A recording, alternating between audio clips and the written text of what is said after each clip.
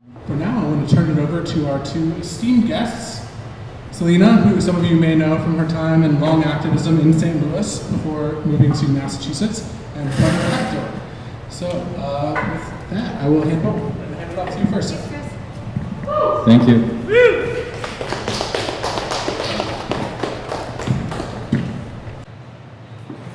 Hi everybody. Thank you so much for being here tonight. My name is Héctor Figarella.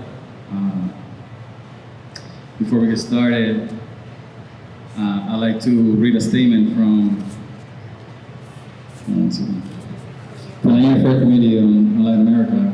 They co-sponsored this event, and unfortunately they could not be here this evening. So here's a statement on their behalf. It said, hello, on behalf of the Interfaith Committee on Latin America, thank you for attending today. We thank Celina and Héctor, the St. Louis DSA, and the Earthbound Beer for making space for this timely discussion. Though we could not be present tonight, we are grateful that this work will be shared. This year, our organization celebrates 40 years of solidarity with the people of Latin America and immigrants here in the US. We are building the future that is anti-racist, anti-imperialist, and rooted in love and liberation for all. We oppose the militarization as a tool to carry out US imperialism abroad and international trade practices that prioritize corporate power and threaten the dignity of the people of Latin America. For far too long, the US has used sanctions as a tool to harm workers, threaten the environment, and force people to leave their homeland. Western free market capitalism has been a continuous cultural, economic, and physical oppression against the majority who lack deserved political and economic power. We support the people of Latin America as they fight against repression and the destruction of their land, territories, and rights. Workers everywhere should be paid a living wage and have a safe working environment. The resources produced by human labor must align with the principles of justice, equity, and human rights. Great words from Club. It's great to see you guys. Again, Héctor Figarella. We live in Western Mass. I'm a Venezuelan-American. I just returned from Venezuela. I was there for 3 months. And I'm really grateful to have the opportunity to share with you guys the work that we've been doing and what we've seen, what we experienced in Venezuela over the past 3 months.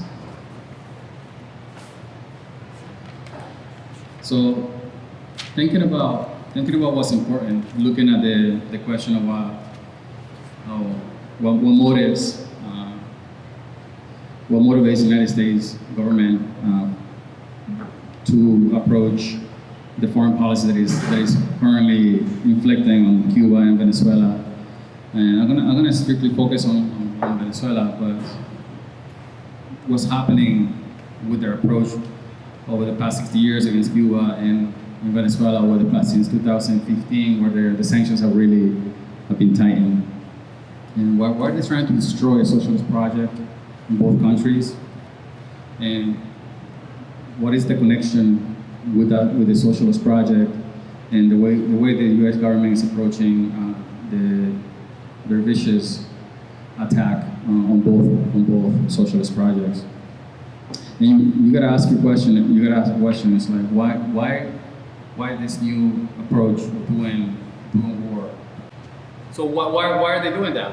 You know, why are they being so vicious in a way that they're hurting the population of both nations, and how the struggle connects to the people here in the United States? How does that connect to our struggle here in the U.S.?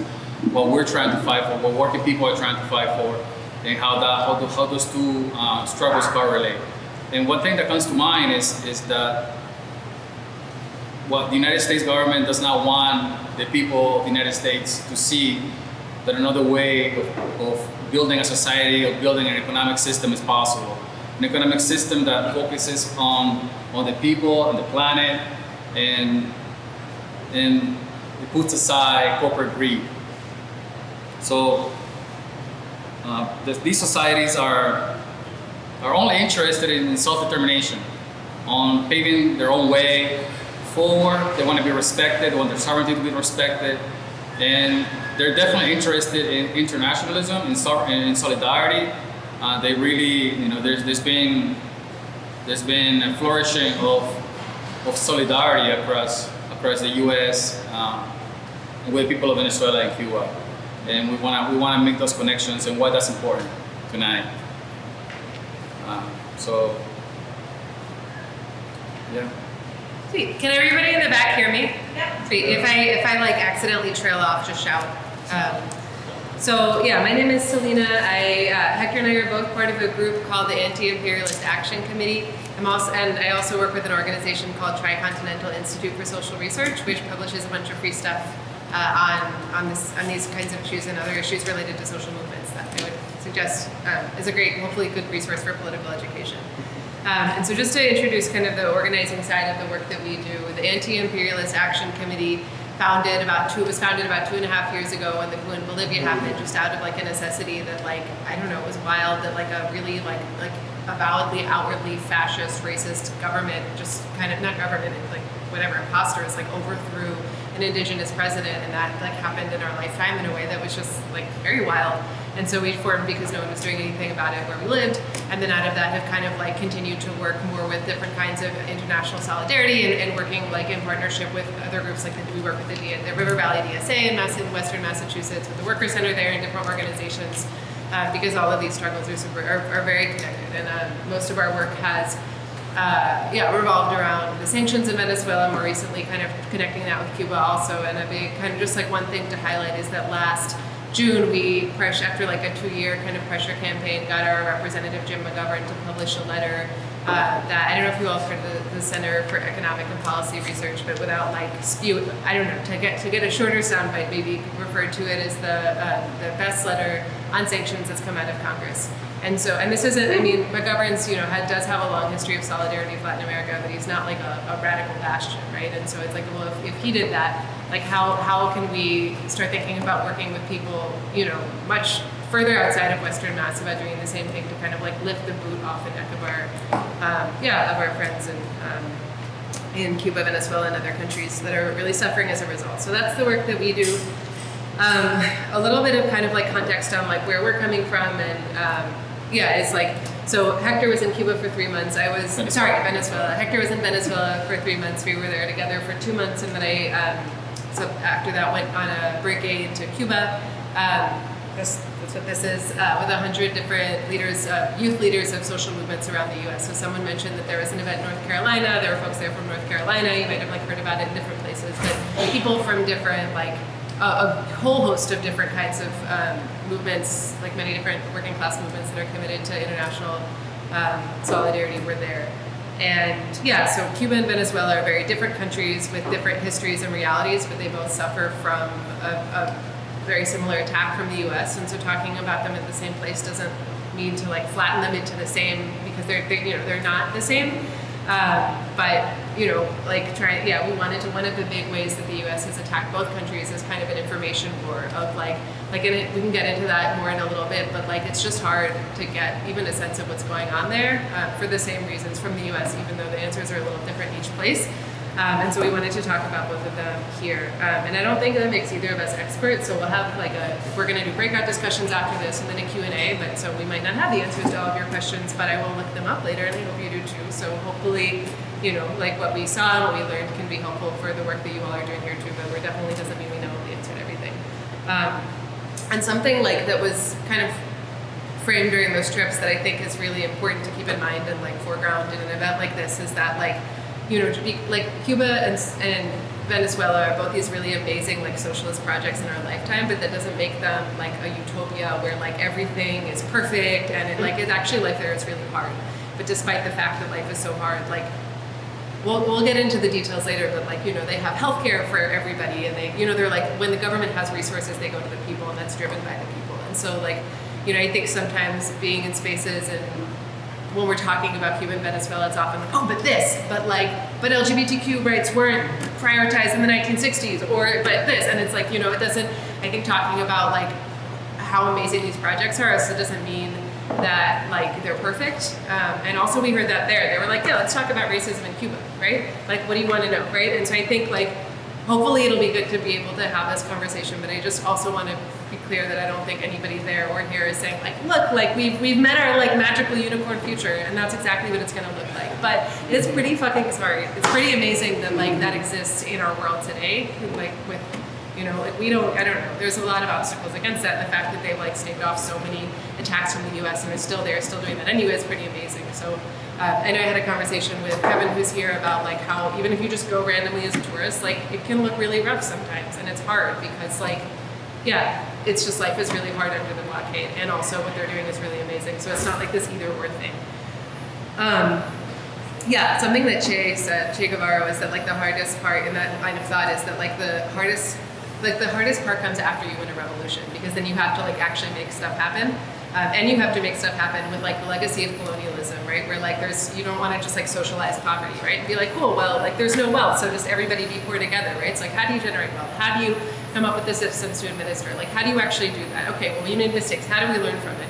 And all of that. So, and then you add onto the top of that living under the blockade, which makes everything I asked, just like everywhere, was like, oh, like how's housing? Well, here are all the rights we have with housing, but there's a shortage of building materials. Or like, oh, how's the pharmaceutical industry? Oh, it's amazing. You know, like Cuba manufactures 60% of the pharmaceuticals they consume, but like, you know, but they can't get the raw materials for a lot of stuff, and there are no syringes for a while. So like, you know, there are like, you know, we heard someone from the foreign ministry speak who's like relatively high up. So it's like if anybody's going to have access, I would think it would be her. And her mother, she told us that her mother-in-law died from myeloma, which my stepfather died from the last couple of years, which is basically your bones shattering inside of your body. And it's even here in like the best cancer hospital in New York, it's like extremely painful and like horrifying, and there's no morphine. So it's like both of it, you know, but like there's essentially no homelessness in Cuba. So it's like, I don't like, yeah, well, we have a lot to talk about, but I just think I wanted to kind of like put that up front, because it's not like both of those things exist at the same time. So there's no like gotcha, like, oh, like some of the buildings are missing a wall. Like frankly, that's the case in North City too. But like, you know, so I think like both of those realities exist alongside each other, and it's really hard to talk about one without talking about the other. Yeah, so. Thank you, Celina, for that. So, putting things into context, how many of you have heard the term hybrid war? Hybrid war. Okay, got 1, 2, 3. Okay, all right. So you heard the term. So hybrid war is a term that you have heard more and more in more recent.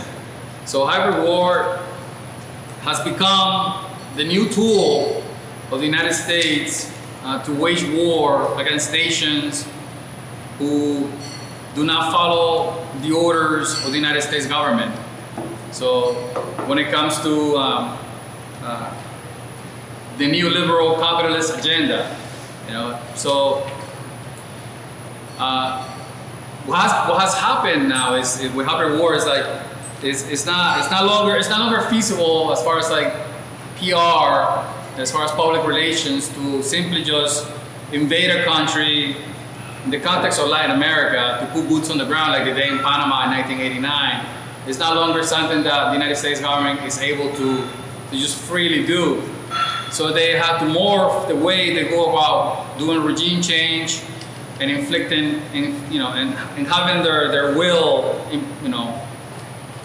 apply their will on the people that the governments that they're willing to, they want to control. So hybrid war is a different way of doing war, waging war. It's actual war, but you're not dropping bombs. You're not invading a country with soldiers. So these are different ways of doing it. And the best weapon that the hybrid war has developed over recent years has been sanctions. So economic sanctions against nations that are not willing to obey the dictate of the United States government. In the case of Venezuela, for example, Venezuela has over the past several years has been put under maximum pressure of with the U.S. sanctions. U.S. sanctions have made it basically impossible for the Venezuelan government to operate within the international market. So Venezuela has been shut out. Several examples, I'll list them. So Venezuela is not able to make financial transactions on the international market. So they cannot make payments for whatever they want to purchase on the international market. During the pandemic, the United States government refused to ease the sanctions. So Venezuela made payments to COVAX. It was a vaccine program to have COVID-19 vaccines imported into Venezuela, and the payment was blocked. So the sanctions, blocked the payment. Another way has been in the case of Juan Guaido. Who heard of Juan Guaido of Venezuela? So the Trump administration decided to no longer recognize Maduro as the president, and they say that, well, you're no longer the president, Juan Guaido is the president. It's just different ways of going about undermining the government of a particular country. Assassination attempts, supporting the opposition with financial assets, offering assistance in the case of the opposition in Venezuela, and right next door to Colombia. So stealing the gold of Venezuela. Venezuela has about $1.2 billion worth of gold in the Bank of England. They don't have access to that. Ciclo refineries in the United States was Venezuela's biggest asset overseas, their biggest cash flow. They use that money for social programs around housing, healthcare, you name it. Things that the revolution has really made progress on and improved people's lives and reduce poverty, reduce extreme poverty immensely through being able to have access to Ciclo because it was their cash flow. So that's what hybrid war is. It's just a different way of going about regime change. And the main point of the hybrid war is to inflict as much pain as possible on the local population.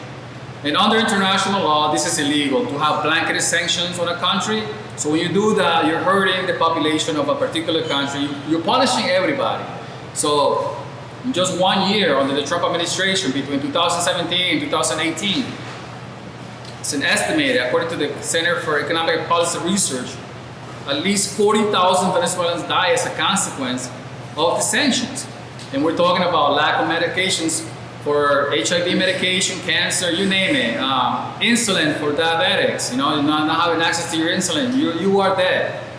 So this, and I think that's a low estimate as far as the numbers of people. I mean, just one family, my family, I lost several members of my family. My father died as a consequence of the sanctions because of not having anticoagulants, blood thinners for his heart condition. So he passed away because of that, a preventable thing. I lost an aunt to COVID-19 because she didn't have access to vaccines. And when she died, I actually had all 3 shots here in the US. So a totally preventable disease, she didn't have to die. That's what hybrid war is. So just to give you a sense of how brutal and just inhumane the new approach of regime changes. And when you talk about sanctions, and you're trying to inflict as much pain, the point is to inflict so much pain on the population of that country that the people become discontent, and therefore they rise up and they overthrow the government of that country, and therefore then you can install a new leader that is more favorable to the corporate interests of the United States. Up to this day, that has not worked. Sanctions don't do that. They just don't have that effect, but that continues to be the approach of the United States government. Unfortunately, I think as a testament of the Venezuelan and Cuban people, they have suffered a lot, but they continue to resist under such pressure. So that's we can talk a little bit more about. We're going to have some breakout groups. We can talk more about hybrid war and any other questions, but that's been the approach. That's what these 2 countries are facing right now. These are the 2 dominoes that refuse to fall. When it comes to Venezuela, the socialist project just continues. It has slowed down, but it continues, and it's the domino that just refuses to fall. After assassination attempts, after sanctions, after tens of thousands of people dead, it just continues to go along, and it's quite remarkable. Thanks, Hector. Yeah, so to kind of continue what Hector is saying, and I don't know, add some more numbers for you. You already touched on some, but so the sanctions cost Venezuela, as of this is a 2019 number, but $30 million a day. And this is money that was going, like CLAP is one social program where like food is given to everybody, like Jais and Moto were giving houses to everybody, same thing in Cuba, right? So this is, I'll talk about Cuba too. Talked about the vaccines. In addition to the 40,000 people who died between 2017 and 2018, there were 300,000 people that were at risk of dying. And the reason I think, for me, I don't know, CPR actually is an extraordinary resource. I suggest you check them all out, the Center for Economic and Policy Research, and they're extremely thorough, but it was just hard.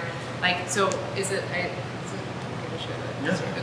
So when we were there on family medical leave because Hector's mom hasn't been well. And we went, and then his uncle got cancer. And so we went to see his uncle in the hospital, in the public hospital. And you could just tell, the hospitals are all free, but now they don't have medicine, mostly. And I mean, they do have some medicine. But so we walked in, and there was someone being carried in because there aren't enough wheelchairs. And so her family was just like literally like carrying her in. That was one thing.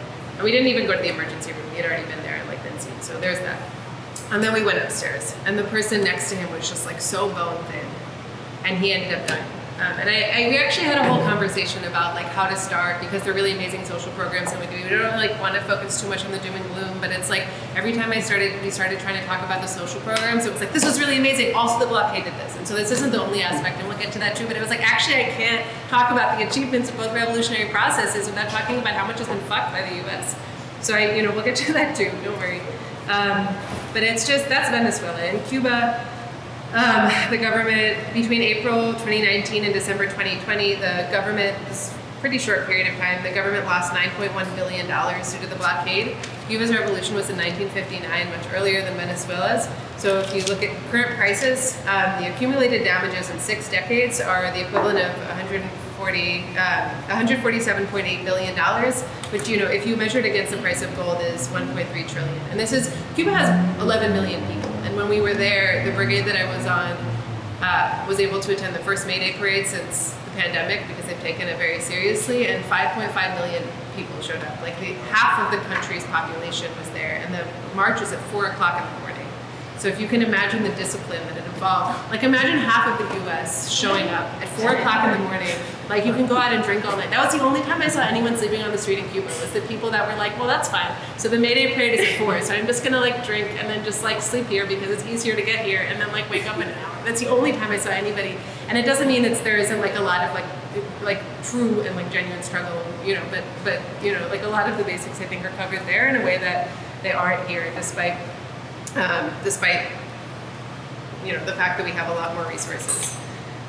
So that's the economic part of the hybrid war, and we're not going to go into all of them because it's not a lecture, but hopefully. But so, yeah, there are like different pieces of the hybrid war. The economic part we talked about with the sanctions. There is a military piece. Like there was a couple of years ago, fishermen off the coast of Venezuela picked up like U.S. mercenaries who were trying to invade from Colombia. So that does still happen, but it's just like not working well. So the U.S. has to, there was they tried to kidnap Jais in 2002. They put him on a plane with assassination orders, and that didn't go well. And the low-level soldiers were just like, you're not taking my breath. You just know. I don't. And so part of the military was like, no, I don't think so. This is our president. He's lifted my family out of poverty. I don't think so. And the population rose up, and that didn't work. So it's not the military attempts don't exist, but they're not going so hot. And so there's the economic piece, social piece, and information, and diplomatic. And I'm not going to talk about all of them because it would take a very long time. Yeah, so just one piece I did want to talk about, because I don't know, I'm very curious to hear also from you all, when people talk about, I'll do, I guess, one by one, because we're talking about 2 countries, but when you hear about Venezuela, if you hear about Venezuela, I won't, do the geography lesson last thing, but when you hear about Venezuela, what have people heard? Oil. Oil. What else? Lots of oil. Viva la Chavez. Huh? Viva la Chavez. Yeah, well, I guess I'm in a room of socialists, that's true. Anything else besides oil and socialism? Yeah, like conditions are bad, and terrible. Like third world conditions and unlike anything you've ever seen in America. I think there's like a bizarre attempt to like liberal media, like the New York Times, to draw people like Hugo Chavez and Maduro and like proximity to Trump. He's a strong man, and just to kind of appeal to liberals' hatred of Trump.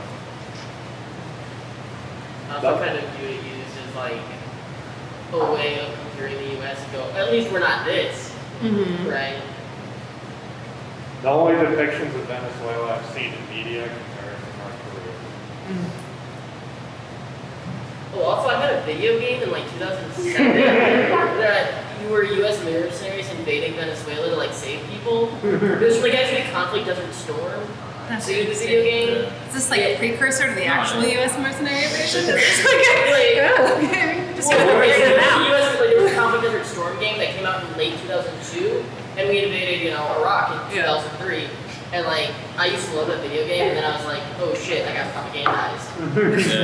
But yeah, they also did a Venezuelan one, if I remember correctly. It was the N-rated one. That's interesting. They do that. They put it in Hollywood movies all the time. Yeah. There's a Netflix show, I forgot the name of it, but there's one season where it's all about saving the people of Venezuela. He's like some CIA guy. Oh, that was the Jack, or That's it, Jack something, yeah. Jack Ryan? Jack Ryan. Yeah. Jim from The Office. That's right. Oh, I like The Office. I had someone send me a meme recently. It was like a picture of like just refugees in like really terrible conditions, which is obviously a picture of something just being like lifted off of rafts. It was like Venezuelans being rescued from the coast of Bolivia. Does anybody know if Bolivia's landlocked? There is no coast. It's like being rescued from the coast of the ocean of St. Louis, right? So it's like, and they're like when there was a lot of right-wing violence, there were pictures of Syria circulating. Like, look what the left is doing, and it was like, look a little closer at the, look at the close-ups. So I think, okay, so that's Venezuela. What have you all heard about Cuba? Or seen? I know some of you have been there, but so what are the main things that come up when you like hear about Cuba in the U.S.? A very important electoral group in Miami.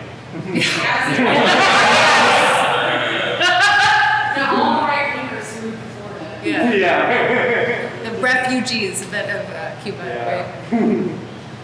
Well, they did really well they developed their own COVID vaccine, right? So I've heard about that. That's cool. This group has already done a lot of research. But so another piece of the hybrid war is an information war. And so I know I at some point, I don't know, can rattle off like some other sources that are really good. I already said a couple, but like, when we hear about these places, we hear about like the dictator, right? And I don't know, I lived in St. Louis for 9 years and organized here, and like in a lot of ways still feel like this is my home. And it's just like, there's so many parallels. Like, I don't know, how many of you were here during the Ferguson uprising?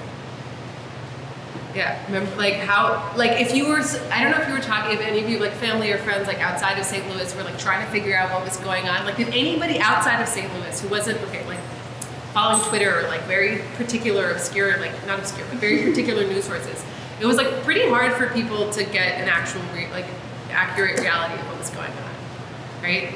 Like it's an information war. Like the hybrid war it's like the same war, and it's the same people like in power is like perpetrating that against Cuba and Venezuela and Ferguson and St. Louis. It's not over, You were sorry, you looked like you were gonna say something. Oh yeah, I was like in New York at the time, and I remember, people asking me about it. People didn't even know that Ferguson was like so close to St. Louis. Like, that was a big thing that I was explaining, and just like the very long instilled racism we have here, and like my family's from Florissant, like North County area, where, to be honest, like my grandparents were part of like the white flight. They moved out of North City and moved to North County. So like I am familiar with that area and just like the tension. I was just thinking of, it hadn't occurred to me till now, but like the coverage of the protests in Havana, it was kind of the way that the media took that in, and the way it was portrayed, the same kind of sense that you had when you talk to people while Ferguson was going on here. That like the idea was it's just this massive insurgency and counterinsurgency is going everywhere, and there's riots in the streets, and your windows are going to get smashed in any minute, and you're not safe and all that. And it's like an AT&T store got smashed up, and other things, you know, and it's mostly within this corridor and all that. But the messaging, you know, of course, the same way, it's like, I'm still just absolutely blown away by the fact that almost every major U.S. media outlet covered the Havana protest and said they want freedom, they want, you know, they want peace with the United States, and they're waving 26 Julio flags. Like, how does that work exactly? You know? Yeah. So how many people heard about the July 11th protests last year? July 11th protests last year. Okay. How many people knew that 5.5 million people showed up at the May Day protests at 4 o'clock? They're not protests, they're just like the May Day marches to like celebrate the workers movement. Just Twitter account. Okay, so 2 people here heard that half of the entire Cuban population showed up with the president. And like it wasn't I didn't count the people in the photos, but I just saw her. it was amazing. It was like half. I can't even imagine. Like, damn, like if we could get half of the U.S. to show up, like that's what, like when we talk. I will talk about this too, but like when we talk about solidarity, like okay, yeah, things are hard. Yeah, it's not perfect. Like they talk about their own mistakes and things like that. We can talk about that too. But like I think we have a lot to learn. Like I would like to know how to get half of the U.S. population to show up and be like, we deserve not to die, and a lot more than that. But so. Yeah, I think that's the information war. And the July 11th protests were like, there was a, you know, like Miami for a long time, this came up, you know, from folks here that like, for a long time, Miami's been trying to like overthrow the government. Like the people, when the revolution happened and like land was taken back from people who've been exploiting slaves for a long time, those people moved to Miami. And some other people who like since moved because the blockade is hard and people do migrate for other reasons. But initially it was like basically the bourgeoisie. And they're like not done trying to overthrow the Cuban government. And so that was like, you know, a small group, and then there were people that did come out because it was like, well, things are hard. And the president went out in the streets and he's like, okay, so to the people who are saying that like you're fed up because things are hard, let's talk about it, right? Like, I don't see the president in the streets. Like, when does that happen? So that's the information war. And so I think like, yeah, I'm glad that people here have better news sources, but it's, you know, like I think like those narratives exist. And so hopefully like just trying to, like, yeah, like things are really hard. Like to try to help somebody in a hospital and then find out he died 2 weeks later, it's like really hard. Or like to have in Venezuela, or to like, you know, like meet somebody on the street who's begging for $10 to like fix his colostomy bag is really hard. But like when they had, before the sanctions, like when the Venezuelan government had resources, they gave them to the people, and they gave oil. How many people here knew that Chavez gave oil to the U.S.? Like, so that families in Massachusetts, where we live, you benefited from this, right? And New York and New Jersey, and like the coldest places. I don't know if it came this far. I should look that up. But like he gave oil so that U.S. families wouldn't be cold. Like 100 gallons per family for the winter. I mean, just one time 100 gallons for, you know, I mean that's $3 a gallon, that's $300. I mean, it's quite remarkable. Yeah. And it was just, you know, free from the Venezuelan government. It's pretty amazing. Yeah. So it doesn't mean, like, if you were to just go with no context or whatever, like, it doesn't mean you're not going to see shit that's not hard. But it's like, let's first of all, let's get it straight why it's so hard, and like, what can we do here to like stop that? Because frankly, it's our government's fault. Because people in Cuba and Venezuela and everywhere else in the world and within this country are perfectly capable of determining their own path, and it would be a lot easier if we stopped sabotaging them. So, you know, like that doesn't mean things aren't hard and you don't see contradictions and whatever, but there's that. Okay, so that's our doom and gloom part. Moving on. Because we were like, it's like this contradiction where it's like you think of these places and it's like, oh, poor, poverty, and it's like I really don't want to lead with that, but like everything is a caveat. So like, you know, that's what we went with. But so to highlight, I'm stealing this from my boss at Tricontinental. His name is Vijay Prashad, and he wrote this line a really long time ago that stuck with me, that like under capitalism, it's easier for us to imagine the end of the world. Sorry, it's easier for us to imagine the end of the world than it is for us to imagine the end of capitalism. And capitalism essentially like destroys our right to dream, right? And so fuck that. And also like Cuba and Venezuela, even though things are hard, like what they've been able to accomplish are like living dreams, right? And so if we could stop suffocating them so much, maybe we'd see the results of that a little more. But I think that like when we talk about solidarity, and it doesn't mean like I'm not like running around championing like, oh, like let's help these other people, and then like turn a blind eye here because people here are struggling. But if we're struggling, if we're organizers who are struggling for like human dignity in the U.S., how do we connect that to other places, and especially point in case we're struggling here because fuck the police. and fuck the St. Louis police, especially, but all of them. How do we connect those struggles with the struggles in other places, especially when we're causing it, our government is. So, I'm giving glue over, not really. But anyway, so Cuba, I'm gonna just do like a quick kind of rundown of some of the stuff, and I think I've exceeded the portion which I intended to speak. But so 90% of Cubans legally own their homes, which is pretty cool because rent is wild in this country. But the caveat is that as I was like asking about that, I was like, how does that work? Like, what if you move cities? Like, what if you rent? Like, asking to people in Cuba and stuff like that. And they were like, well, everybody is housing, but because of the blockade, there's a shortage of building materials. And so, like, very often, Kevin, I know you were talking about this when you talked the other day too. Like, too many people are living together because everybody has a house. But like, you know, like the person that I was talking with, he took us to his home.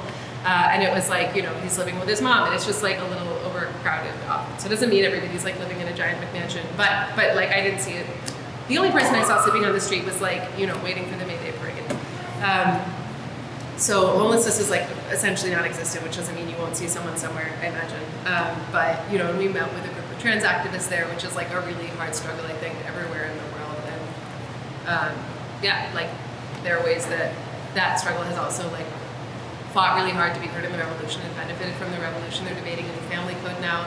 So like gender affirming surgeries, sex change surgeries are free in Cuba. Abortion is free and legal, which is wild to me because we're like in the struggle here. Every healthcare, all healthcare is completely free.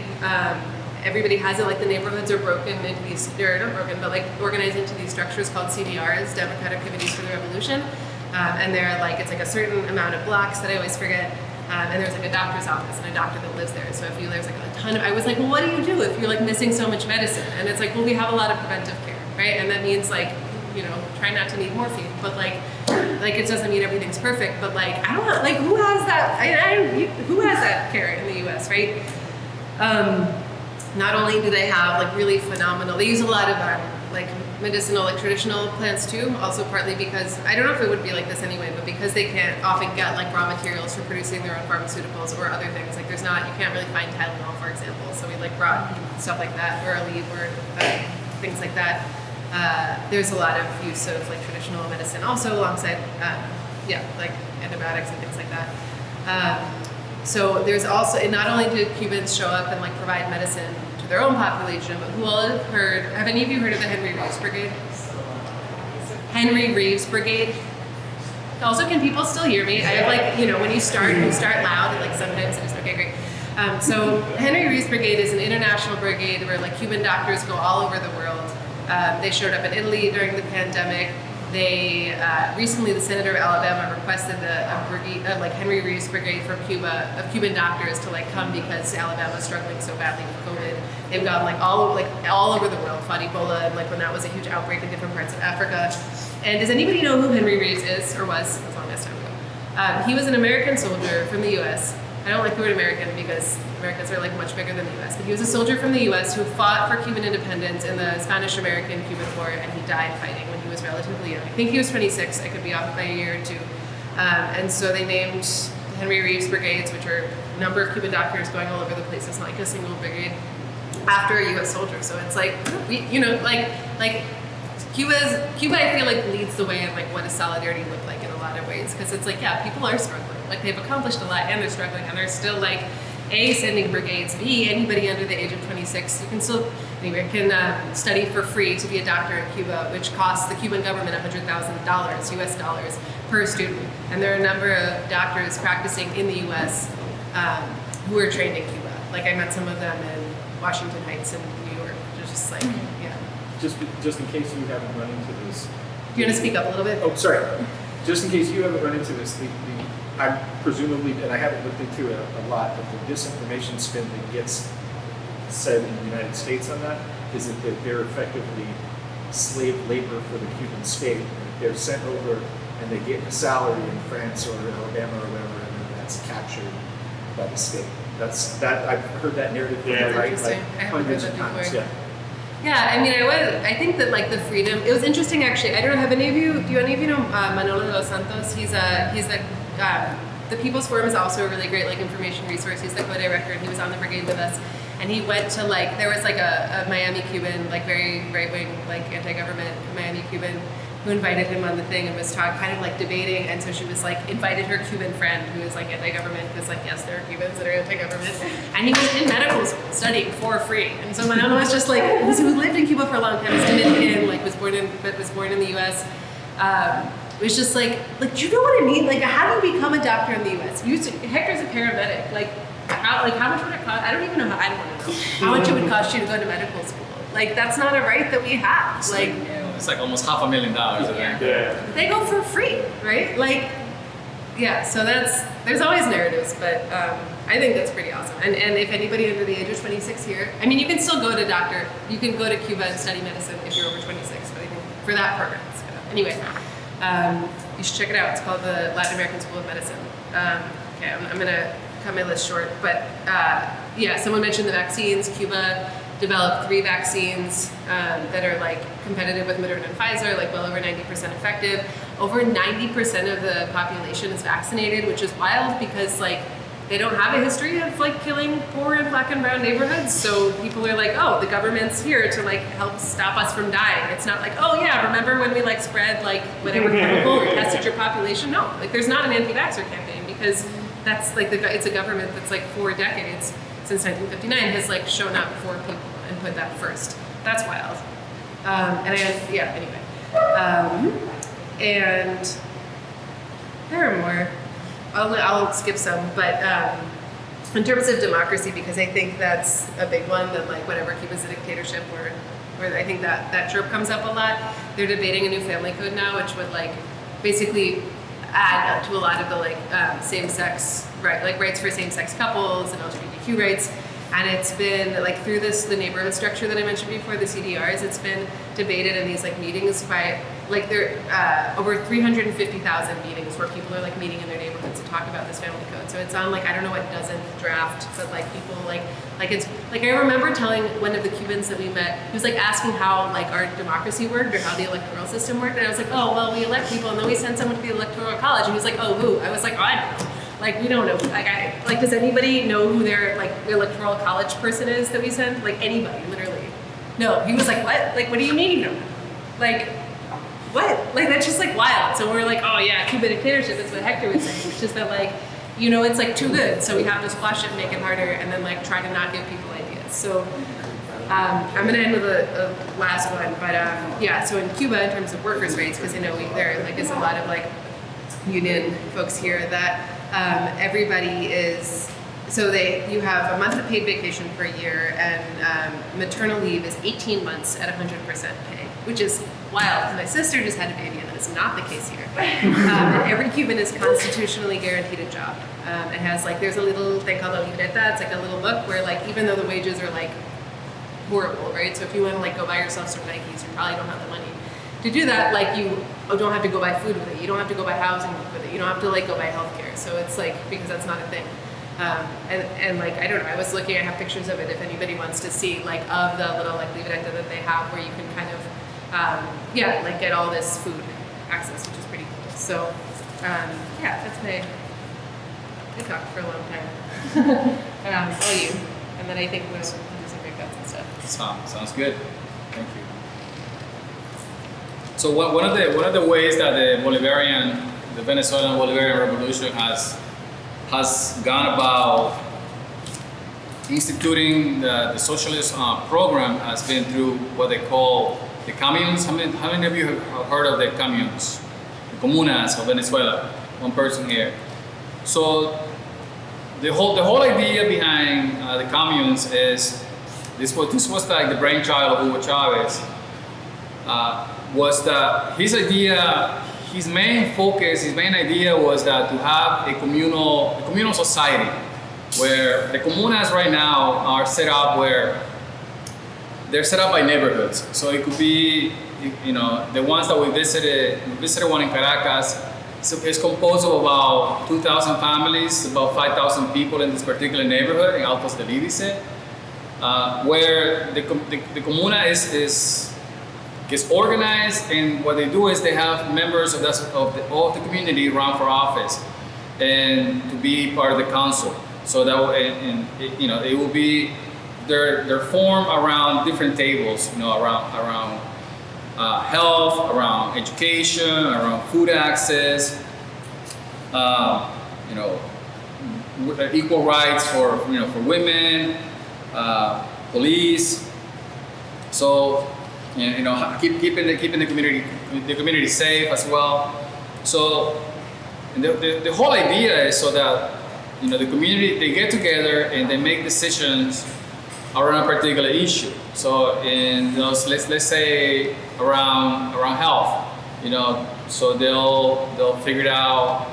What needs to happen? Do we need like small clinics to take care of the community? So how many do we need? Do we need doctors? How many doctors do we need? And how do we go about doing that?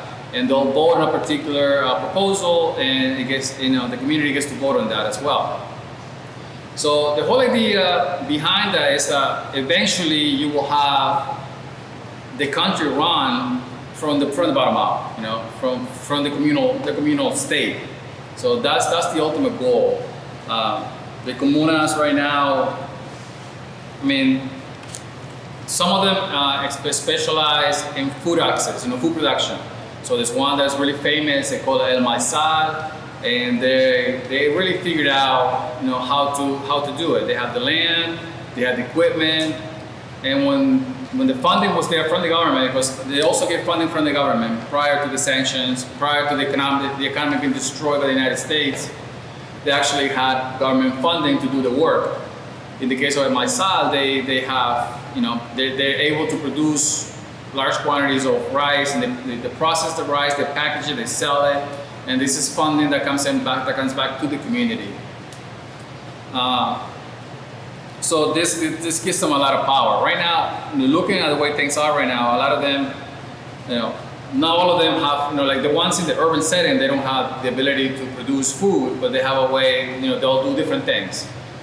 There's been comunas that come together and around safety, and they'll organize, and as far as gang violence is concerned, there's been examples of comunas coming together and getting the gangs to sit down and actually do a truce. That has happened in the past. So every comuna is different. Some comunas focus on the information war, providing news to the community. So it's just different types. Others focus on recycling in public works, fixing the streets, picking up the trash. But also, like when it comes to recycling, they're not just recycling the product.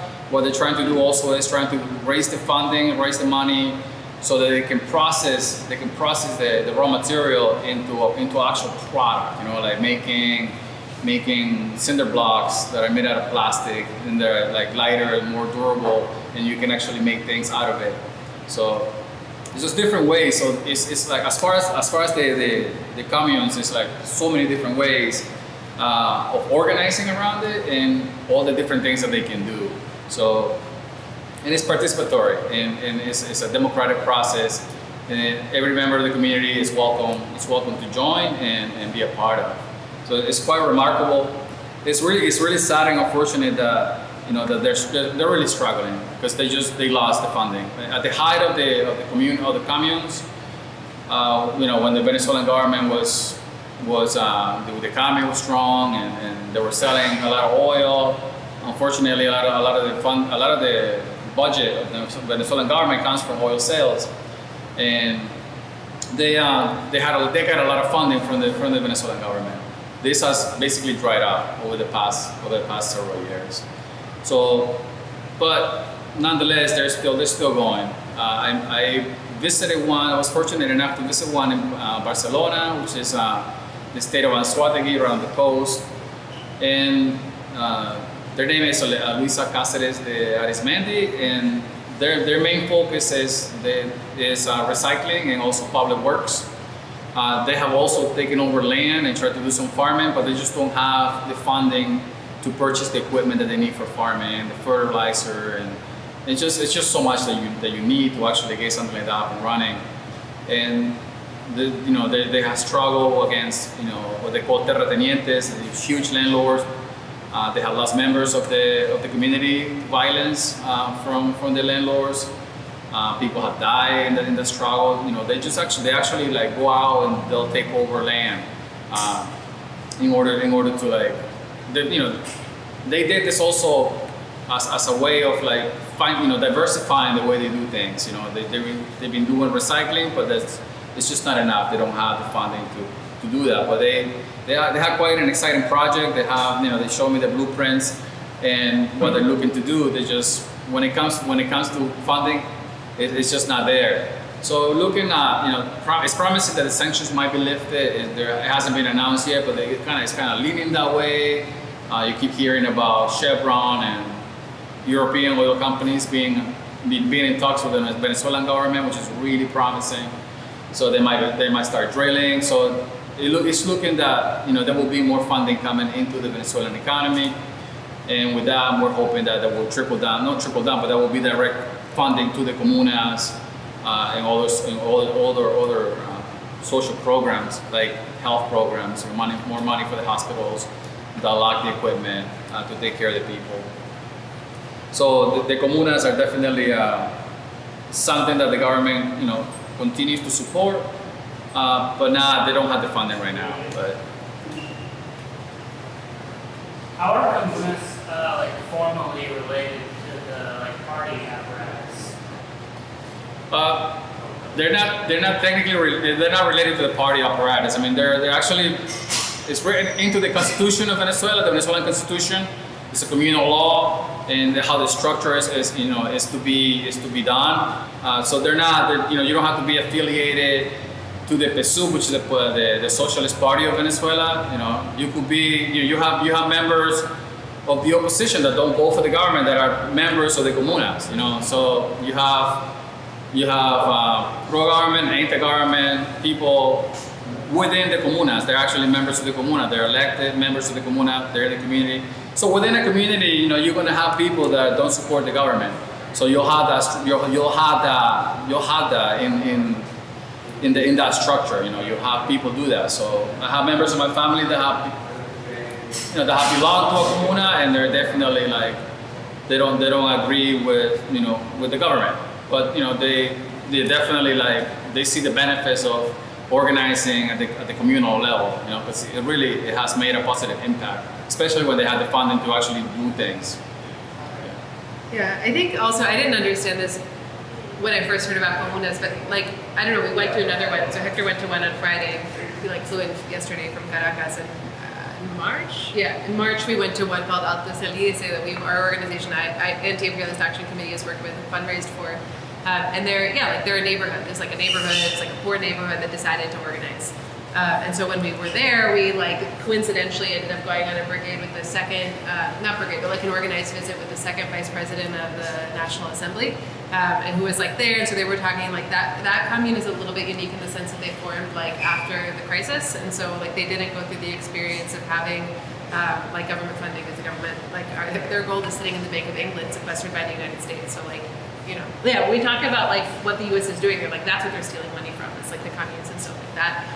But yeah, there was a poor neighborhood that was well, let's self-organize. And so when we were there, there was they were trying to kind of build a relationship with yeah, look, we've done it, we've organized. Here's our recycling plant. Here, we built this wall around this giant ravine in our community that people were falling into and getting really seriously hurt.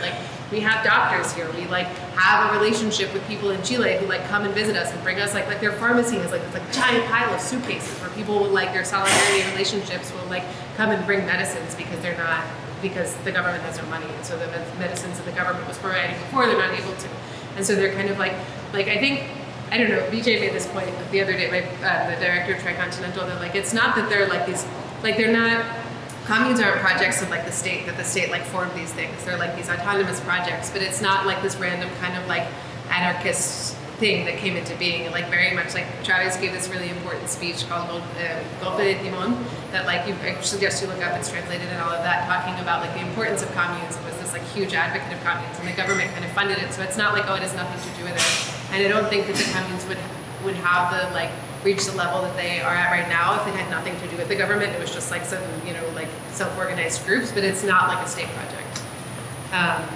Yeah. I don't know. No, that's it.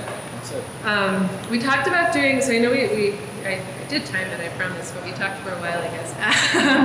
But yeah, we have some like questions. We're talking about doing breakout groups, just maybe quickly we'll say one of the things we wanted to touch on, we can ask people to report back about also, and then we'll do a Q&A.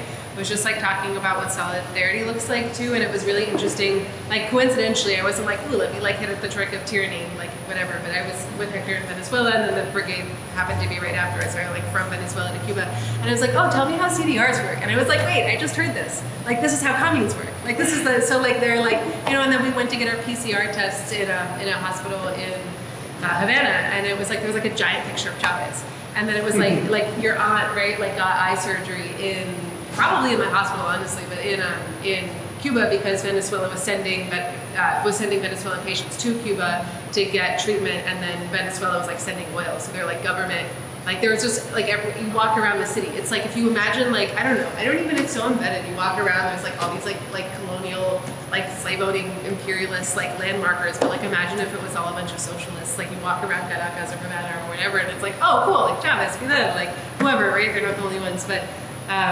Just like that's really cool to see how those two countries have supported each other's struggles so much. Not only them, but like thinking anyway. We can talk about it more after the breakouts, but just thinking about what solidarity means and like how much those projects have been able to support each other and learn from each other. And like, we went to the Martin Luther King Center in Havana that like has political education like training programs where they like to also train people from the U.S. to like be a lot more equipped for our own revolution. Hopefully in our lifetime. To be continued, but sorry, we did go over. I really thought it was going to be shorter than that. We have some questions. If people want to maybe take 10 minutes and discuss them, we can come back and like do a Q&A. And also, like I think talking, like it's really cool. Okay, I just keep stealing from other people because their ideas are so good, but at least I'm crediting them. Also, the director of Tricontinental like has this term that he likes to use called Marxologists, of like people who sit around like studying Marx and doing jack shit, and like in the like spirit of like not being those people who are just like, oh cool, I learned an idea, or like I read a book or whatever, which like isn't really the case because I think most of you here found out about this through an organization, but like also thinking about like how does this, like why does this matter, like how does this matter for our work, or like what are you doing, and how does that like struggle connect, and then how do we like continue that conversation relationship, both to like to strengthen our own struggles here, like so that because people in the U.S. also deserve all of these things that like they're building in Cuba, Venezuela, and also to like get the boot off of their neck and lift up all people. So I have teeny little papers, but if people want to break out into groups of 3 and spend 10 minutes, and then we can do a Q&A and chat and drink. Does that sound good? Do people have any main reflections that you want to share? And then also we can, whatever like pressing questions people will have. And also just to, I know we said this earlier, but I don't promise to have all the answers. And neither of us promise to have all the answers, but we will do our best and not lie to you if we don't know. So, I mean, for us, the thing that we also Okay. So that is all I'm trying. Okay. I did do theater. Okay. For us, the thing that like we struggled with the most about it, I presume everybody else is kind of in the same boat, is there's so little that from where we sit we can do about this. Like it's for the most part, electoralism isn't going to make any difference. Like a lot of this stuff is in acts of Congress, it's executive orders and things like that. So one that came to us was, you were mentioning people moving pharmaceutical supplies across the Chilean border and things like that, and I know that's one of the big problems is how to get aid into these countries as well from the United States. I don't know how to do that, but trying to figure that out basically. Are there aid organizations that, like that's one thing we have is we have dollars. Are there aid organizations that we could give to that would help support people in those countries? And then I guess like beyond that we I need to put my glasses on. We have a luxury in a way that we do have a Missouri congressperson who will, at least take stand on some of these things. Escalating the pressure on our like, there's no point in writing Josh Hawley. That's a fool's game. But putting pressure, somebody in our group pointed out that I guess there's a statistic that 6 phone calls from 6 individuals is enough to like pivot a congressman on an issue sometimes.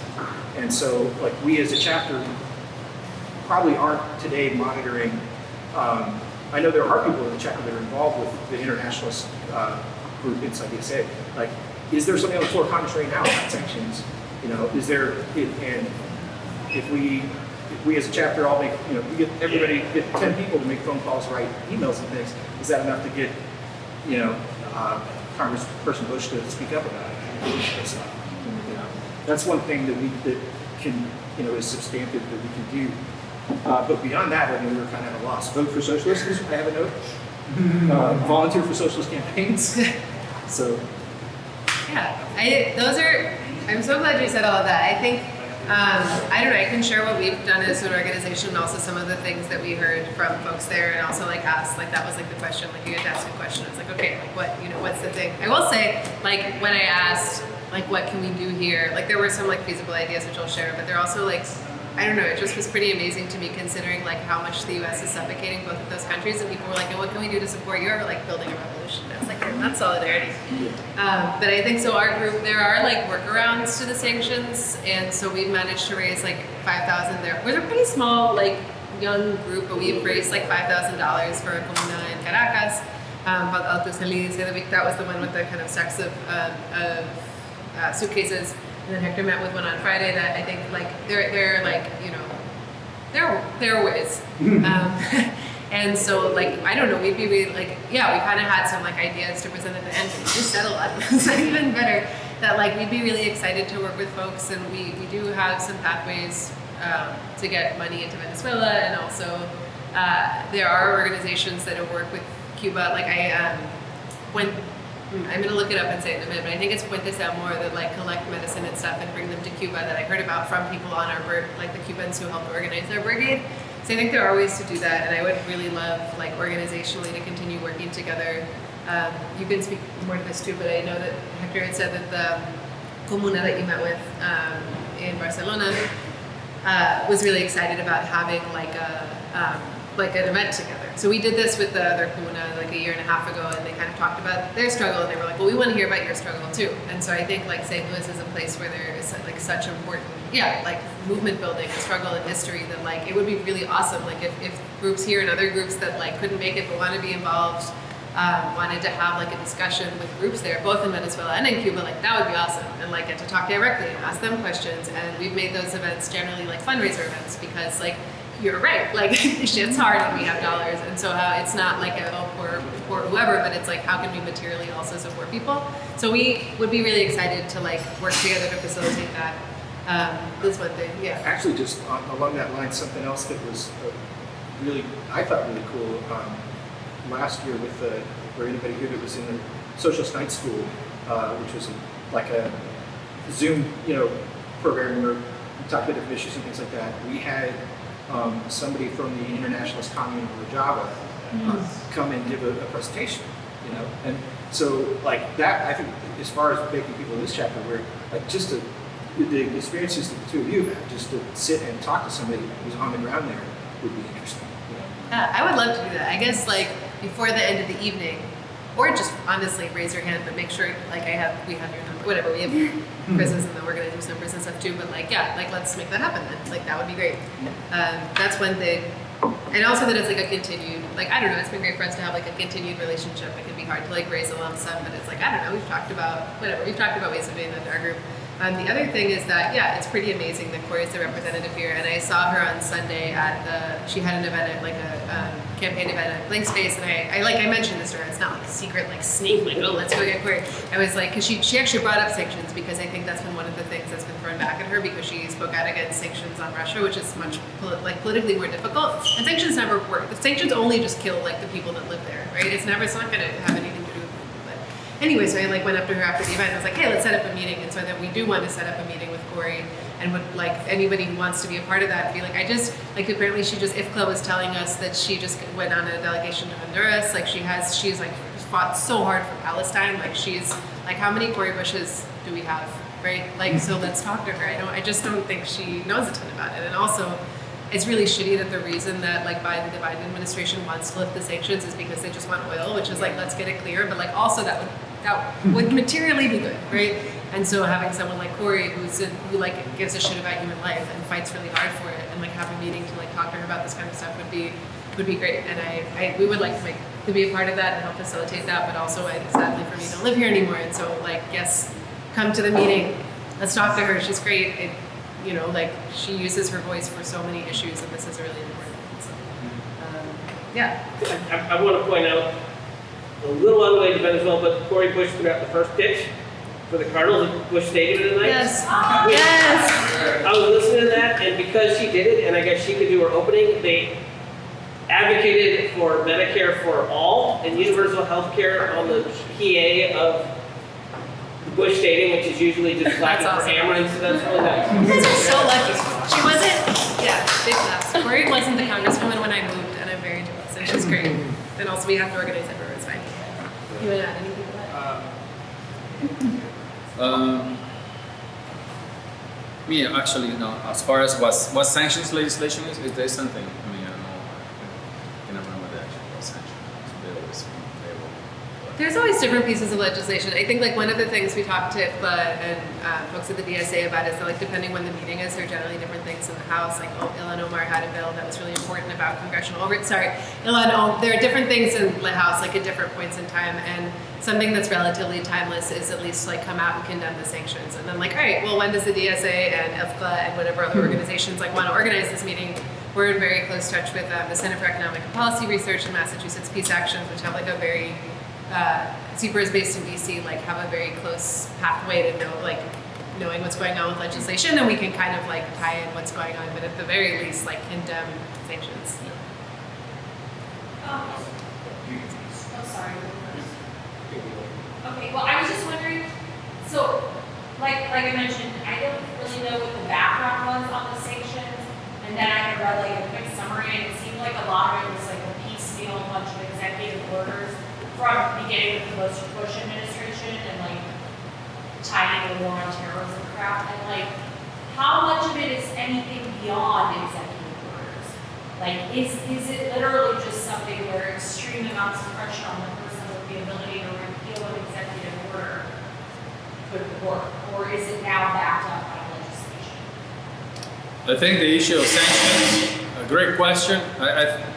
There hasn't been a bill, any kind of legislation that I'm aware of that actually goes and sanctions a particular country. When it comes to the case of Venezuela, I don't know about Cuba, but Venezuela specifically, it has always been executive orders. So yeah, the sanctions that Venezuela is under right now, they got really, really draconian during the Trump years.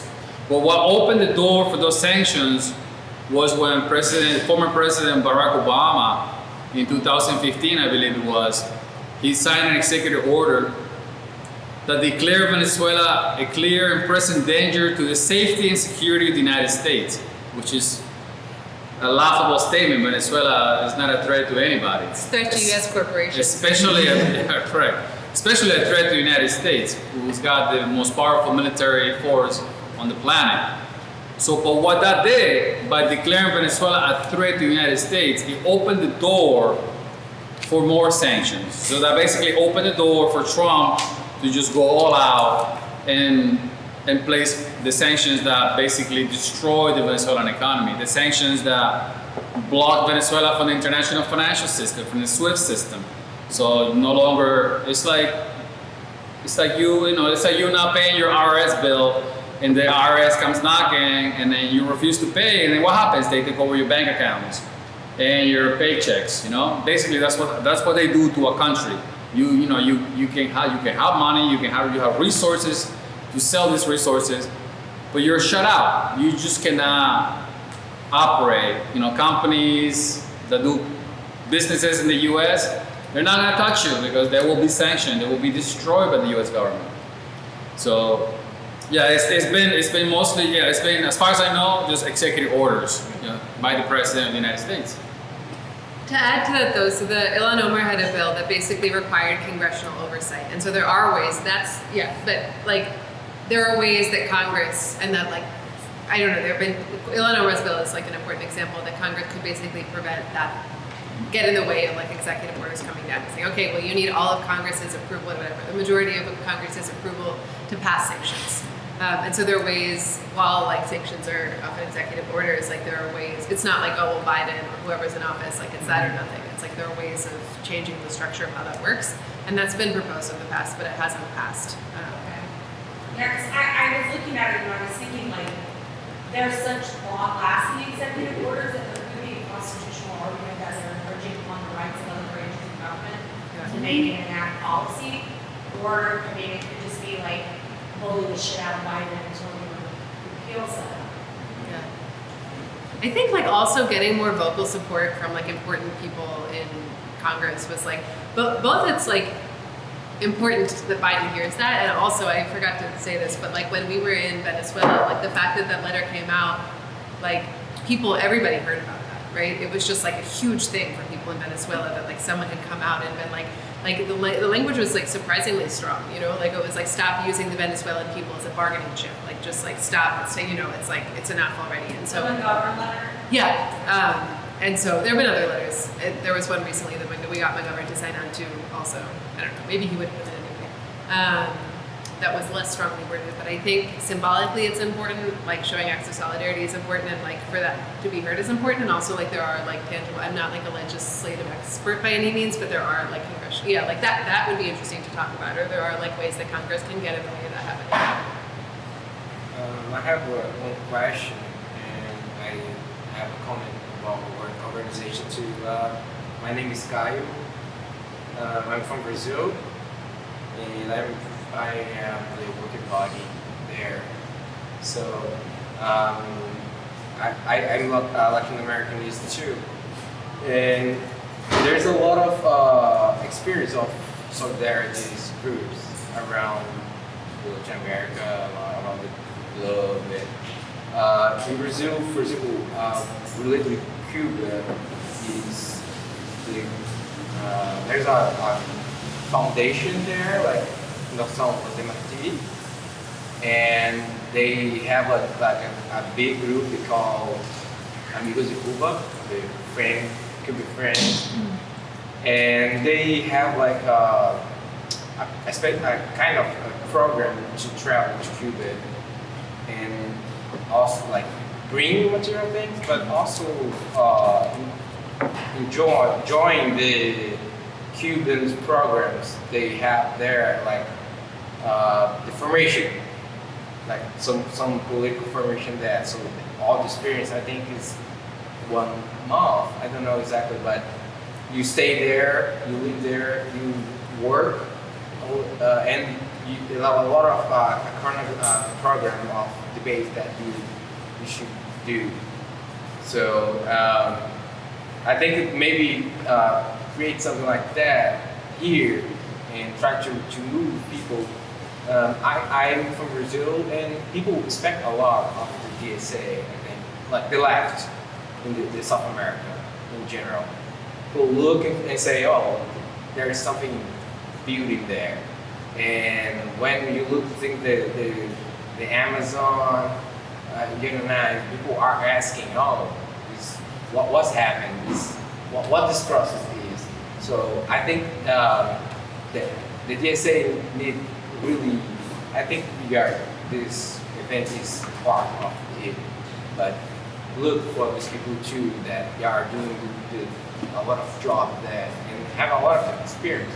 Because we do like this with Venezuela, like MST, they go to Venezuela and see that I'm from a little town in Brazil, and I'm very, all my staff who are very related with the MST, they want me to sit there in homeland. And they are very, when they went to Venezuela, and there's this guy, he's a national leader, the MST. They went to Venezuela in 2008, and he was there during the occupation, the land. And he say, oh, how is different Brazil? because in this event, the army, the Venezuelan army is falling and protect the people that you occupy, the land that you are not using. And Brazil is not, is the opposite. Like you go, and I was in some, and it's very scary because there's one guy there and you can be shot, and you just go and cut the things in. So these movements are talking like a lot about how the experience is. And I think this movement that goes north and south, look to Latin America, is very important to it's not solidarity is about exchange too. So send people there, look, and also receive people from there to experience it here. I think in general this might come up. My question, I forgot, is about the treasure, the national treasure, treasury. That the UK say that is the Guaido and all this process. How does now that the American press start to call Maduro president again? How this change? They still not anymore dictator, but now towards president again. So this change, how this money. Because what was, it's crazy thing that during the pandemic, this money is in the UK, and the UK say that no, it's the self-proclaimed president shit. Like how this money now?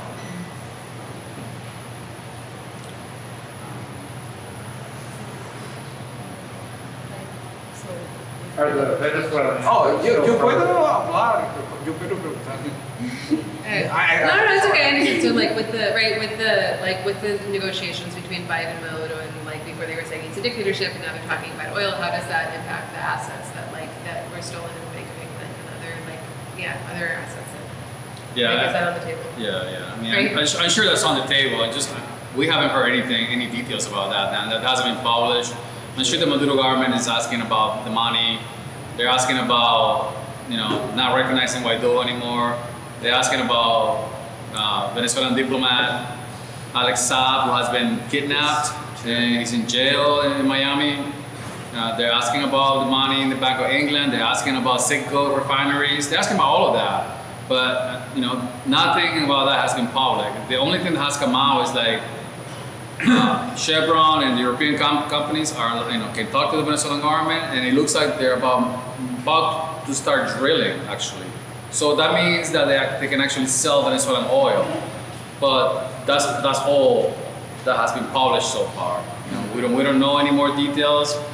There's probably more stuff that they could say, but they're not saying enough. They're still negotiating. I'm sure the Venezuelan government is pushing for all of those things.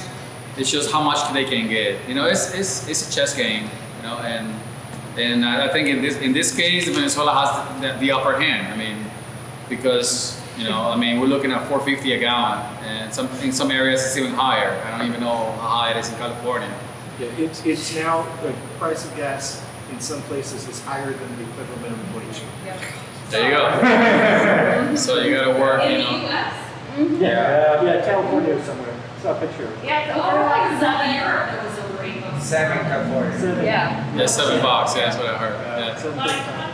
Yeah, so those are reasons right there for the Maduro government to be optimistic about the sanctions being completely lifted, but also getting what they all the things that they should get, which is all the sanctions being lifted and the political prisoners and everything else. But nothing like that has been released. Nothing like that we haven't heard about anything, and we're trying to follow. The Bank of England thing. What I remember when that happened, it was just Pompeo under Trump orchestrated it. It's not even illegal. It's just simply they're just holding the money, keeping the interest. It's very illegal. It's completely illegal. Yeah, totally. And it also, it's kind of make other countries kind of worry about maybe we should get our gold out of there. But, I want to just uplift something. I think something that you said also is really. Also, first of all, thank you for sharing that. Also, at MST, if you haven't heard about like the struggle in Brazil, it's also very important, and there's a lot, to learn from comrades there. You have like two very important moments in Latin America. It's Colombian election this weekend. This weekend, And Gustavo Petro's really need win because Colombia is like Israel in South America. All this destabilization came to Colombia and Miami, of course. and I think then Lula winning there in Brazil will be, really important. Yeah, I think one of the parts we didn't talk about, I don't know, we can't talk about everything at the same time, but like, part of like your question of like what can be done, I don't know, people like, and what you were talking about is that part of the hybrid war is also like a diplomatic blockade too. Like we don't know shit about what's going on. There's like, it's really like, there's no diplomatic, like there's not even an embassy. Like going to Venezuela is like difficult. So you can't really get a visa. You can like fly to Panama, try to get a visa, get another flight. You can't get it. There's no flights between the US and Venezuela. So it's difficult. And so there's this like diplomatic blockade also, and I think like that's something that was like that, I don't know, that exists too. It's like, well, we like as people from like building solidarity, fucking governments aren't going to do it. It's like building solidarity between people too, and exchanges also means breaking that diplomatic blockade also. And it's like I think I really like I hope people get to go and like see it for yourselves, and I hope that like this is really relevant for what you're working on. And there's I know with Cuba there's a brigade that I've heard a lot about called the Vencedemos Brigade. I think it's the 51st one this year. They're having one in December again, and it'll be the 51st Vencedemos Brigade. And it does help to go through a brigade because it makes a lot of the like logistical. First of all, it makes a lot of the logistical like challenges of getting to Cuba a lot easier. And second of all, you're there for like a political reason, right? And so like you can still go to the beach or whatever. I don't know, maybe you're not technically supposed to because of some stupid 12-part category of why you're allowed to go to Cuba or not. But anyway. They were there because you care, right? And so, I would encourage people to check that out too. They don't stamp your passport because you can return if you have the Cuban stamp. So they don't do. Yeah, that's right. If you ask the guy in immigration, no, I need this stamp, and they will explain, well, you will not enter in US. It's better you just pass. I'm looking out for you. Yeah, it's like, it's better you go, it's crazy. I had a question about recently Chile had a really great, well, I would say at least a somewhat of a leftist victory with the election of Gabriel Boric. And has that opened up any kind of relations for Venezuela with Chile, considering their far-right government before? Actually, I'm not really sure. Okay. Yeah, no, I'm not really sure. I haven't really followed out that piece yet, but I know that Argentina, for example, has been more welcoming towards the Venezuelan government. As far as Chile, I'm not quite sure. Yeah, I don't know specifically about Chile, but I don't know, something that I really appreciate it and I'm inspired by, like, for our own work here too, is that, like, a lot of movements, some movements do this here somewhat, but I think, like, I'm really always amazed by, like, the level of analysis with different, like, movements in Latin America. I don't know, I've been Latin American more than other parts of the world, I guess, but it's like, yeah, like what you're saying, like, okay, like, these two places are really important to watch because what it means, like, for Venezuela, for Cuba, or wherever, to, like, have, like, the Workers' Party win in Brazil is, like, really important. Like, like, there was, like, the pink tide in the early 2000s, and, you know, like that, there were a lot of, like, agreements where, like, I think, like, Chavez was, like, selling or juice boxes to Brazil or whatever, like, even these little things, and, like, yeah, different, like a source of relief in a sense, because not only can the U.S., is any U.S. business punished for trading with Cuba, but anybody who trades with Cuba is then punished by the U.S. because of the sanctions, and so that leaves, like, China, Iran, Venezuela, Cuba, like, not only, but, like, a much smaller list, and so, like, Iran has been, like, bringing gasoline to Cuba also, and so, and very tragically and ironically, there have been gas shortages in Venezuela despite the oil reserves because they can't get the machinery to refine it because they're, like, American machines and they can't get the parts and they can't get diluents and stuff like that. So I don't know either specifically about Chile, but, like, there is definitely, like, an eye to, like, what's going on in other countries, and like how to. It's not like a revolution in Venezuela, No, revolution in no. Cuba. Like how do we in the future But do it's it? So hopeful. I don't know specifically Right. about Chile, So but I know there's stuff. Maybe you know. I don't can know. take yeah. So work is very modern. The Chile, the main guy, the Chile work Yeah. is very modern. It's not like something. So, but for me was surprised that he recently like discussion with the company that was American,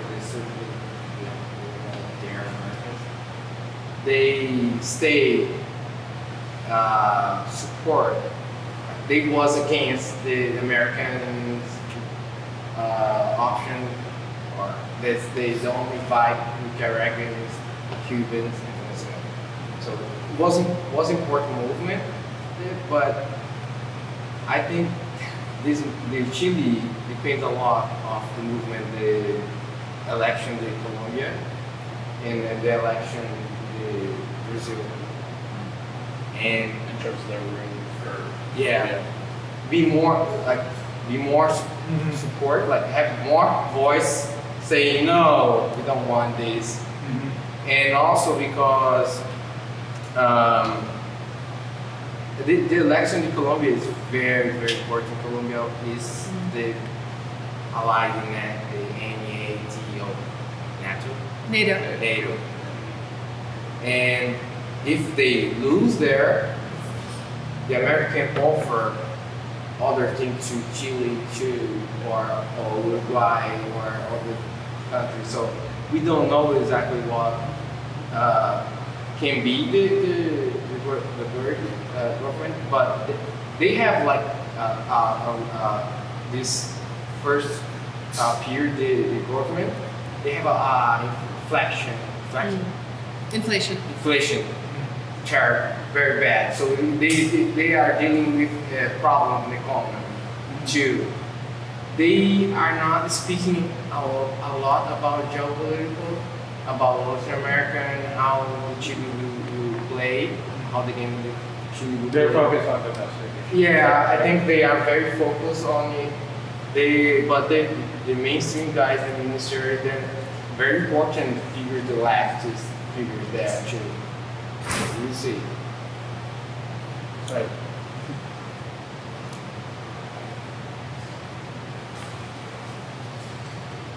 Dave, you mentioned earlier that the sanctions that have been going on for decades haven't exactly been having like the desired effects, and I guess it's straight to overthrow left-wing governments. What are some of the like social strategies that are like keep maintaining buy-in from the people? Like, despite like material hardships and then obviously lots of disinformation, like what's like maintaining that cohesion? I think that for the case of Venezuela, I think that there's the people that have supported the government over the years, the hardcore Chavistas, the hardcore socialist members of the Socialist Party, has been that during the Chavez years there were clear gains in improving the well-being of the population. I mean, from like really like reducing extreme poverty, like to like the social missions, you know, like the housing mission, they call it missions, the projects. So the housing mission just went over the 4 million mark, like 4 million homes. So like if you're a family that has been living in a shanty town, in a house made out of, you know, cardboard or like just like aluminum sheets that you just gather, you know, and you've been living like that forever, and then like to have a government that really like takes care of you as far as those basic needs, you know, like healthcare, education. They have built hundreds of universities, you know, and it's free. Education is free. Through a PhD level, if you want to be a doctor, it's like free. Like you don't have to worry about it. I mean, it's free and it's guaranteed. So, like when the economy, when Venezuela had the largest, not the largest, I'm sorry, the the fastest growing economy in Latin America. This was in the early mid 2000s during the Chavez years. I mean, like it was like skyrocketing, and it was like, yeah, the price of oil was over $100 a barrel. That contributed to that, but nonetheless, it was growing. So, yeah, housing, healthcare, education, you know, it was there. You know, grants to start a business. You know, if you wanted to farm, like people got grants to do farming. Granted, not everybody took advantage of that, but it's like it was clear that the government was doing the right thing, and that was the purpose. You know, it was to redistribute the wealth that was coming in to the entire population. You know, not just a few. I don't know if it's the 1% or the 2% of the population that just over the decades just like got richer and richer and richer. You know, because they had access to the coffers of the government. You know, like they control the wealth. And through corruption, they just became so incredibly rich. So, and these are the people, the bourgeoisie, you call it whatever you want to call them. These are the right-wing extremist families that just have so much money, and they're really pissed that that they lost control of the coffers. You know, they're really pissed about that, and they have gone as far as to like plan the assassination of Maduro. You know, like they want control back. So there has been an awakening of the masses, you know, and Chavez did that. He was able to do that, and even and the people know, they just get it. They know that things are bad because of the sanctions. You know, not everybody is going to be at that level of understanding. There's people in Venezuela that they're not necessarily rich that don't believe that the sanctions are the cause of their misery. Nonetheless, their lives are pretty bad. You know. But I think the people that keep supporting the government and the reason why they keep winning elections is because those people they're awake. They know what's up. You know, they understand the level of malice and imperialism, the predatory imperialists want from Venezuela. Venezuela, the Venezuelan people overall are poor. Venezuela is really, really rich as a country. Resources. The largest proven oil reserves on the planet are under the soil of Venezuela. Gold, coltan, bauxite, aluminum, iron, you name it, it's there. Fresh water, I mean, it's there. So, and people know that. They know that's the main reason. If Venezuela was all desert, there was nothing there, there wouldn't be any sanctions against Venezuela. I think, sorry, just to add to that too, like a really important piece of why people know that is also like A, mass organization, and B, political education, because I know, there it's in other places of the world there can be like great gains, but there's actually an interesting example of this within Venezuela of like, obviously it's not like, oh, we did this great thing, it's true of everywhere, but there's a town right out of Caracas that you pass on the way to the airport that Chavez built. It was like, I don't know, the story is he was like flying over in the helicopter and he's like, well, there's all these homeless people, it's just like built a town. And then the town like came out and protested against him, and it's like, all right, well, some members. So yeah, I mean, it's not that there's not dissent and all these things, but like there's mass organization and there is political education as part of that. It's like, great. I mean, this was a thing in Brazil too, right? Under Lula, like people who'd never had fridges before had fridges, but like refrigerators. And so like, how do you maintain political education through like structures? It's not just this like spontaneous cool thing happened and like everybody knows why they like have food now, right? It's like that there's like organization and people know there are these processes. It's like, yeah, okay, you have a refrigerator because like people fought for that, and because there's this like revolutionary process, and it's not just a government, right? It's movements and all these things that like all work together. And we had this conference. So we met with we were really pretty lucky to meet with Vanessa Montero as the second vice president of the National Assembly. And she was talking about like some of the like material like consequences of the sanctions. Like there were one of the first things to go was like feminine hygiene products, like pads, tampons, all of that. And so because there's different ways of telling a story, right? And so what happened was that like, all right, well, like if you have your fucking period, like figure it out, right? Like you can't buy a pad or a tampon. They're not, the things. There's a bunch of stuff just like disappeared, and that was among the first. And so women started like organizing. They started making, all right, like there's diapers. Okay, so let's like cut up the diapers. Let's like make this and make that and the other. And same with like under COVID, during COVID, people started making masks. But it's not just some like spontaneous group of women decided like, let's find some diapers. It's that there are like mass women's organizations that are like, okay, there are no feminine hygiene products.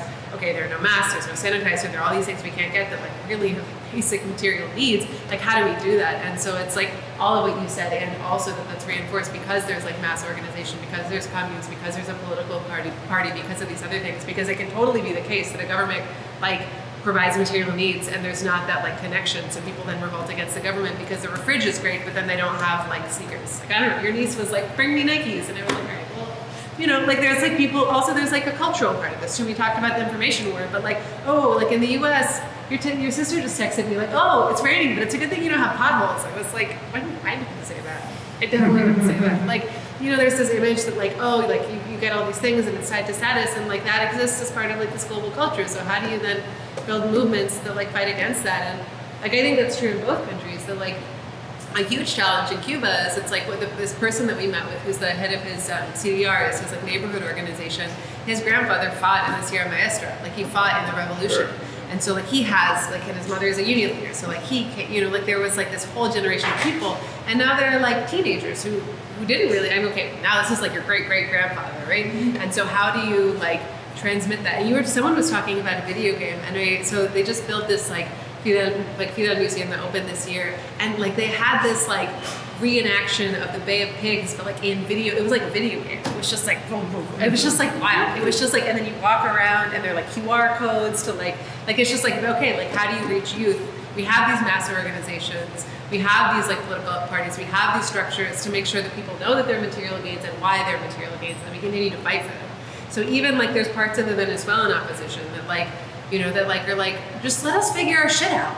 Like just get away with the sanctions. They don't support Maduro or whatever, but they also don't support the sanctions. So they can like, you know, and I think like, like having like people, what you said is true, and then you add like political education and mass organization. Like when has the U.S. ever looked out for anyone's interests? And so there's this, if you're able to preserve that like institutional historical memory, which the U.S. is constantly like, but look, like Hollywood and sneakers and whatever, like if you're able to like fight against that like organizationally, like the solution isn't the U.S. And sorry, last anecdote, but I was talking to a friend who went there on vacation, he's not plugged into like a social movement, but I don't know, he's a great guy, he had a good time. And he was talking to his like Airbnb host, and he was like, yeah, like things are hard, and I have this thought and that thought, but like the answer isn't that the US is gonna like overthrow us. Like when does that work? And so how do you then preserve that? Because it's not this just like instantaneous.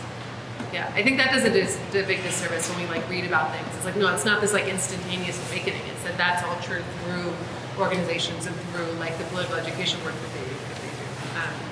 Yeah, I could talk about this all night, but I also don't want to like monopolize people, so I don't know if we want to do like one last one, and then like come and talk to us while we drink, maybe from, Oh, sure. I mean, just like hearing you talk about these like structures, these organizations, how people like think about politics and their everyday life. I mean, like, you know, like we've been like organizing to support these Starbucks workers, unionizing locally, and I mean, I think we're still like sort of, I mean, there's a lot moving right now, and so, but like, you know, thinking like as a vision for like the future and thinking forward about like, you know, what would like kind of like anti-imperialist kind of like political education for workers like look like, and like have you all had like experience with that, like thoughts about that? Like I'm just kind of curious, you know, how to connect that, you know, thinking about those things.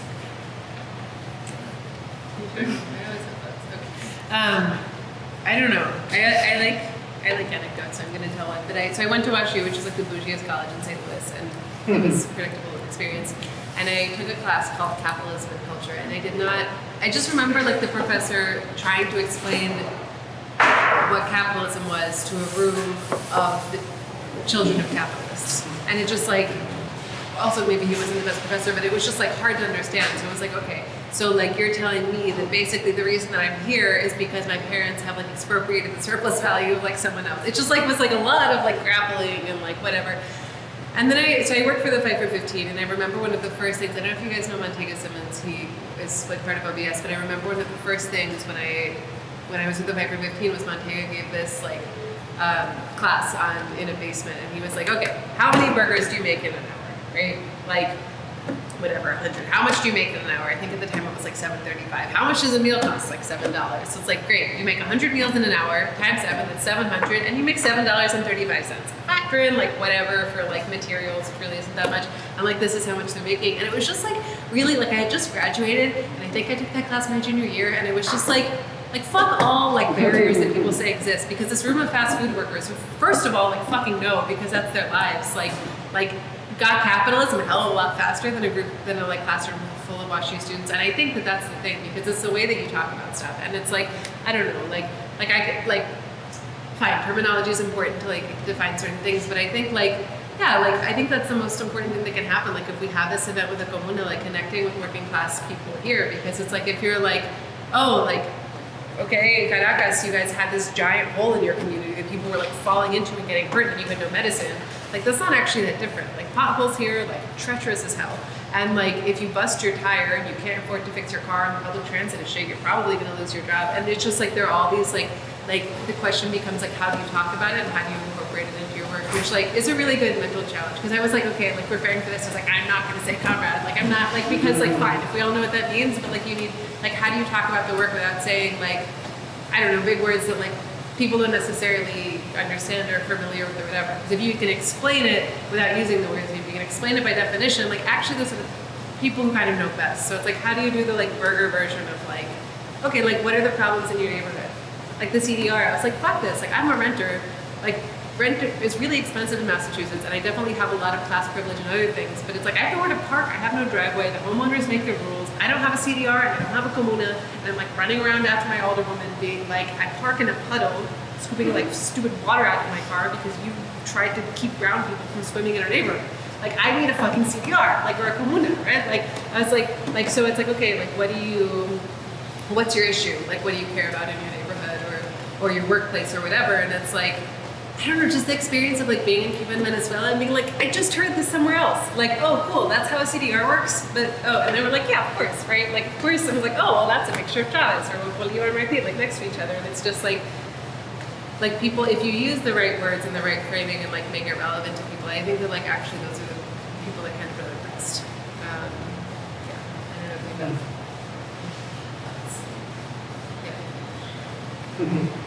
Yeah. I guess, I don't know, frankly, I could stay here all night, but I feel like people maybe want another round of beer, so maybe I'll shut up. Before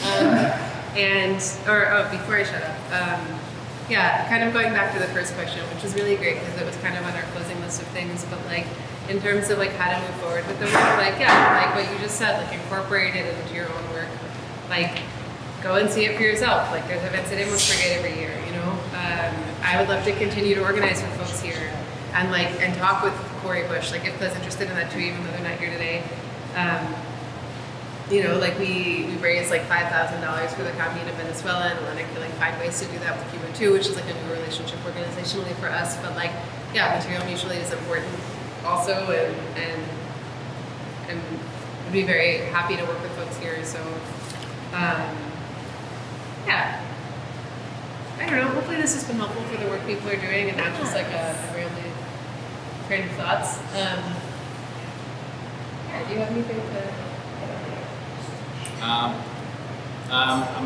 I guess I would just say, share what you learned here today, and also like find ways to connect the dots, and get involved. You're lucky to have Corey Bush as your congressman. Hopefully she'll get reelected, and just finding ways to connect with your congressman, congresswoman, and let her know about these things, these issues. They'll listen, so and it matters. Yeah, come hang out with us. Conversation is great. I just don't want to like hold people captive. But thank you so much also to the DSA and IFPA and like everybody else who helped organize this. And this has been really amazing. Thank you guys. Yeah, thank you.